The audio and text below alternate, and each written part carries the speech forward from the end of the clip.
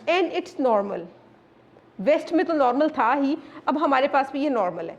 आदमी ये सारी चीज़ें छुपा भी रहे होते हैं और फिर हम इसी पेन में चल रहे होते हैं। लेकिन जब हमने रिलेशनशिप के ऊपर कोर्स लिया तो इसने हमारा सारा पैराडाइम शिफ्ट कर दिया। आपको जो सर ने 12 कैटेगरीज बताई हैं, उनमें से जो पहली 5 कैटेगरीज है ना, वो इस प्लेनेट पे हमारी अपनी जिम्मेदारी है और वो हमारे सबसे निगलेक्टेड पार्ट होती हैं। Number 1 is health and fitness. आप मुझे ये बताएं, जब आपके एग्ज़ाम होते हैं, जब कोई भी स्ट्रेस होता है, सबसे पहले आप किस चीज़ को निगलेक्ट करते हैं?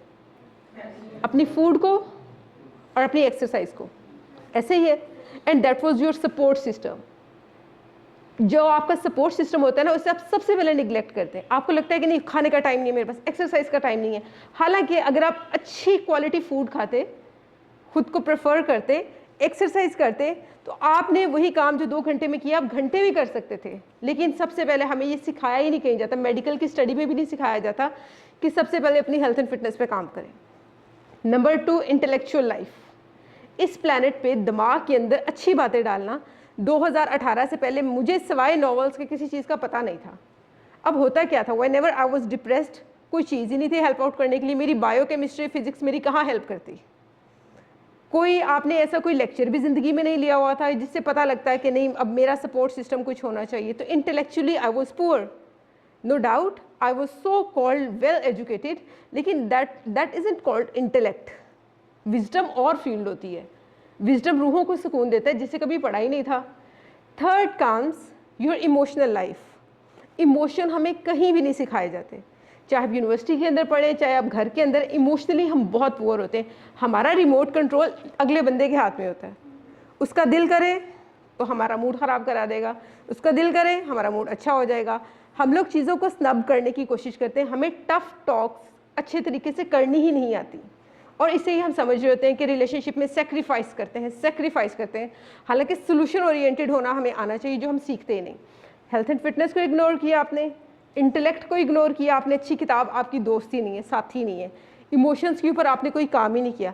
किरदार आपकी प्रेफरेंस में नहीं है। किरदार से मुराद, देखिए हम अपनी एनर्जी का ज़्यादातर टाइम एक्स्ट्रा मैरिटल रिलेशंस में गंवा देते हैं। जब हमारी एनर्जी ऑल टाइम कहीं और जा रही होती है, अपने गोल से हम दूर होते जा रहे होते हैं। प्लस हमारे दिल के अंदर खला पैदा होता जा रहा होता है, इम्प्योरिटी आती जा रही होती है। किरदार में सिर्फ यही नहीं आता कि लड़के या लड़की के साथ आपने दोस्ती की हुई है, अल्लाह ने आपको मना किया हुआ है। इसके अलावा भी आप में परसिवेरेंस नहीं है, आप किसी भी चीज़ को मुस्तकिल मिजाजी से कर ही नहीं रहे। तो किरदार में बहुत सी चीज़ें आती हैं जो हम लोग ना सीखते हैं, ना हमारी प्रेफरेंस होती है। और 5वीं चीज़, अल्लाह के साथ ताल्लुक़। हमारा अल्लाह के साथ ताल्लुक़ सिर्फ रोज़ों के हद तक होता है। पैसे हो जाए तो हज उम्रा कर लेंगे या दिल करे तो नमाज़ पढ़ लें। लेकिन इनमें से कोई भी बैठ के, आप में से कितने लोग हैं जो दिन के अंदर कम से कम 10 से 15 मिनट बैठ के अल्लाह ताला से बातें करते हो, अपने रिलेशन को रिवाइव करते हो? अगर आप करते हैं तो वो वाला आपका पार्ट परहैप्स जितना क्वालिटी वाला होता होगा, आपको एनर्जी देता होगा, आपका जितना भी इशू होता होगा उसे रिजॉल्व करने में हेल्प करता है। लेकिन हम क्या करते हैं, हम इन चीज़ों को, इन 5 चीज़ों को सबसे पहले बाईपास करने की कोशिश करते हैं और इन पे काम करना हमें कहीं सिखाया नहीं जाता। तो जब हम रिलेशनशिप में गए तो हमें सिखाया गया कि सबसे पहले शौहर को सही करने से पहले, उसमें जितने भी इश्यूज़ हैं, पहले अपनी इन 5 चीज़ों को हैंडल करो। जब मेरी हेल्थ एंड फिटनेस अच्छी है, मेरे हार्मोन्स बहुत अच्छे तरीके से काम कर रहे हैं, मेरा इंटेलेक्ट अच्छा है, मेरे इमोशन बहुत अच्छे हैं, मेरा किरदार अच्छा है और मेरा अल्लाह से ताल्लुक़ अच्छा है, अब मैं 6th कैटेगरी हस्बैंड के साथ जब रिलेशन में आऊँगी तो मेरे पास एक पूरा सपोर्ट सिस्टम है। अब मैं उससे और तरीके से बात करूँगी। अब मैं उसके सामने रो रो के, इमोशनल होके टॉक नहीं करूँगी, लॉजिकल बात करूँगी। और कोई भी शख्स फ़ौरन से किसी बीवी को छोड़ना नहीं चाह रहा होता। ज़्यादातर वो इंटेलेक्चुअली पुअर होती हैं, इसलिए वो और चॉइसेस लेता है। तो इस प्लेनेट पे ये चीज़ें, ये 5 चीज़ें बिल गेट्स को भी अपनी खुद ही करनी पड़ती हैं। अपनी हेल्थ पे उसे भी खुद ही काम करना पड़ता है। मेलिंडा को भी अपने इंटेलेक्ट पे खुद ही काम करना पड़ेगा।